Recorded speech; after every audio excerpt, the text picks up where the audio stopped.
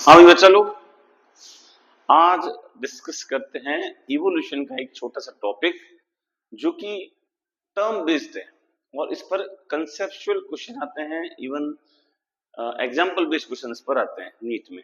ठीक है, तो दो शब्द हैं, एक वर्ड है होमोलोगस और एक शब्द है एनालोगस। दो वर्ड है, होमोलोगस और एनालोगस। होमोलोगस की बात करेंगे तो जैसे मैंने कहा होमोलोगस ऑर्गन, समजात अंग। होमोलोगस ऑर्गन का मतलब है जिनका ओरिजिन तो सेम है, ओरिजिन सेम है, इनका जो फंक्शन है या वर्क है वो सेम भी हो सकता है या डिफरेंट हो सकता है। फंक्शन में और में नॉट डिफरेंट, सेम भी हो सकता है डिफरेंट भी हो सकता है, लेकिन ओरिजिन सेम है। तो एक शब्द आता है कि जब होमोलोगी पाई जाती है तो इनके अंदर कॉमन एंसेस्ट्री पाई जाती है, कॉमन एंसेस्ट्री पाई जाती है। कोई कॉमन एंसेस्टर था, उसमें इवोल्यूशन हुआ और जैसे मान लो कोई स्पीसीज ए है, वो एक पर्टिकुलर एरिया में रहती है। ये मान लो कोई एरिया है, इसके चारों तरफ मान लो ये बड़ी सी नदी है और इस नदी के चारों तरफ ये मान लो अलग अलग जंगल है। यहां ये ए स्पीसीज बहुत मात्रा में रहती थी। ओवर क्राउडिंग की वजह से इनमें कंपटीशन स्टार्ट हुआ और इस स्पीसीज के लोग यहां से मूव ऑन करके चले गए। एक एरिया, इस एरिया में कोई ए स्पीसीज रहती है, इस स्पीसीज के लोग इस एरिया को पार करके इन डिफरेंट एरियाज में चले गए।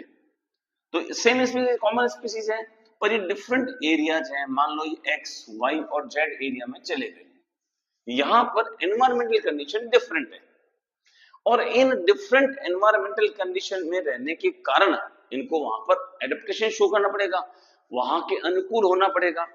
वहां के अनुकूल होने के कारण क्या हुआ कि इनके अंदर कुछ चेंजेस आ गए। तो बाहरी रूप से तो चेंजेस आ गए, लेकिन आंतरिक रूप से क्या है, इनका कॉमन एंसेस्टर है।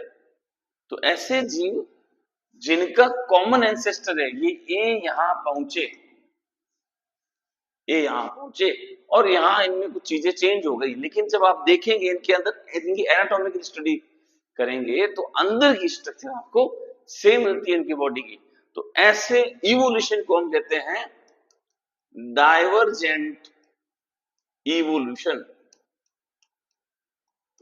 ये क्या हुआ है, डाइवर्सिफिकेशन हुआ है। इसे हम एडेप्टिव रेडिएशन भी कहते हैं, एडेप्टिव रेडिएशन। और इसमें सबसे इंपॉर्टेंट क्या मिलेगी, अब वो लोग एक कॉमन एंसेस्टर है। एंसेस्टर क्या है, कॉमन है, कॉमन एंसेस्टर है। चूंकि ये अलग अलग एनवायरनमेंट में इनके लोग चले गए और उन एनवायरमेंटल कंडीशन के अकॉर्डिंग इनको एडेप्टेशन शो करना पड़ा, तो इनमें कुछ मॉडिफिकेशन हो गए, लेकिन एनाटॉमिकली इनकी बॉडी की स्ट्रक्चर लगभग वही रही। तो ऐसे अंगों को हमने कह दिया, ऐसे अंग कैसे क्या कहलाएंगे, जिनका फंक्शन तो डिफरेंट है लेकिन ओरिजिन सेम है, तो होमोलोगस ऑर्गन कहेंगे। हमारी बुक में एक एग्जांपल दे रखा है इसका,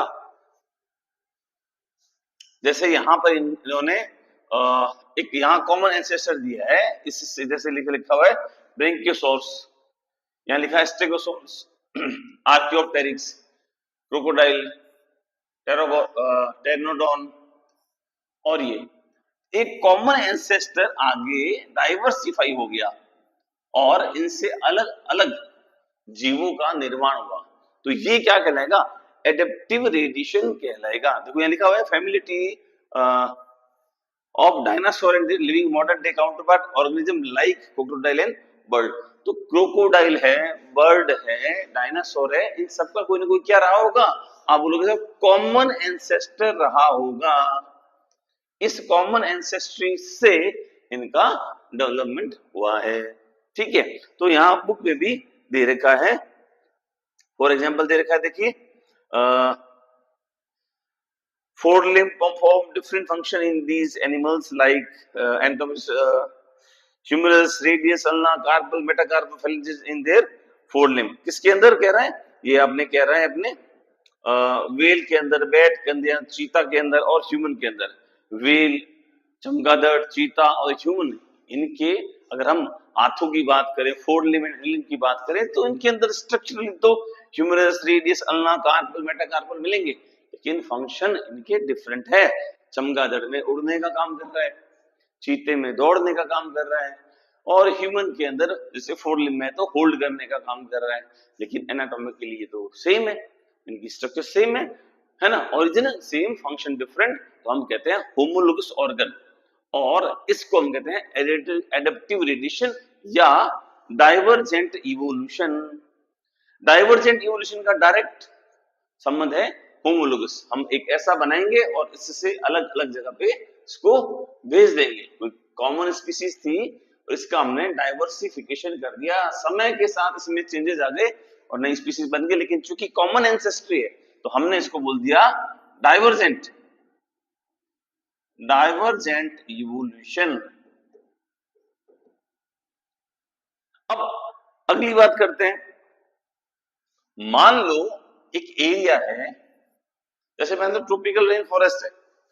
ट्रॉपिकल रेन फॉरेस्ट ऐसी जगह है जहां पर सभी सुविधाएं मिलेगी, खाना पीना, रिसोर्सेज वगैरह सब कुछ है। या मान लो ये कोई समुद्री एरिया है, ये कोई समुद्री एरिया है, और इस समुद्री एरिया में ये कोई आइलैंड है।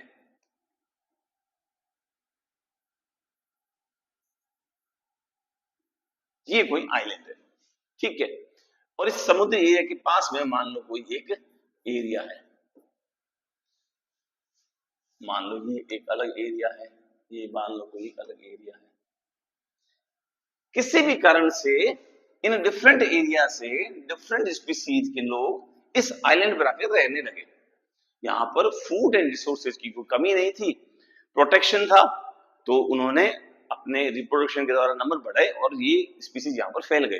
अब हुआ क्या, अलग अलग एरिया से अलग अलग स्पीसीज आई। मान लो स्पीसीज ए, स्पीसीज बी, स्पीसीज सी। यहां इस आइलैंड में एक कॉमन एनवायरमेंटल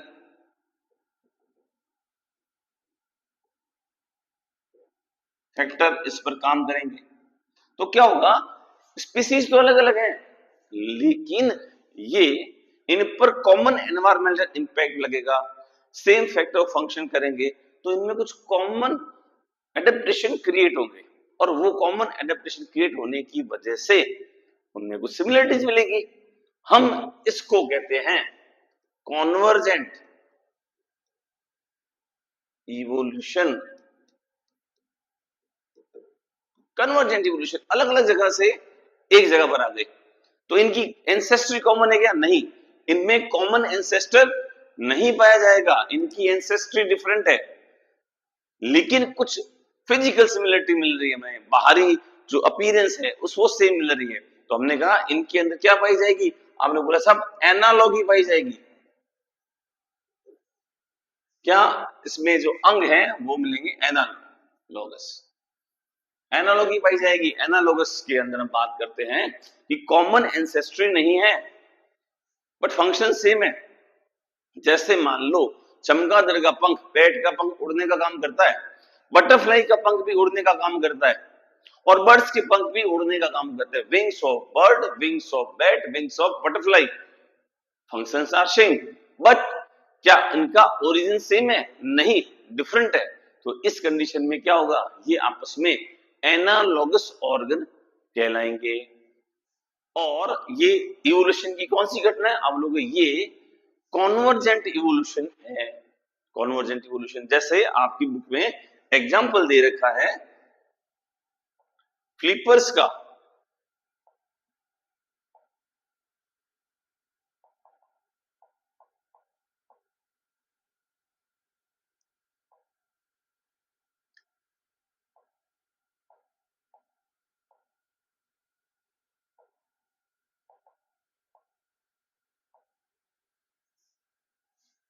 ये देखो कॉन्वर्जेंट इवोल्यूशन में एग्जांपल दे रखा है the I of octopus and mammal, underline करें ना भाई, ऑक्टोपस की आई और मैमल्स की आई देखने का काम करती है, पर आपस में किस प्रकार का रिलेशन है आप बताओगे साहब, ये एनालॉगस ऑर्गन है, कॉन्वर्जेंट इवोल्यूशन का उदाहरण है।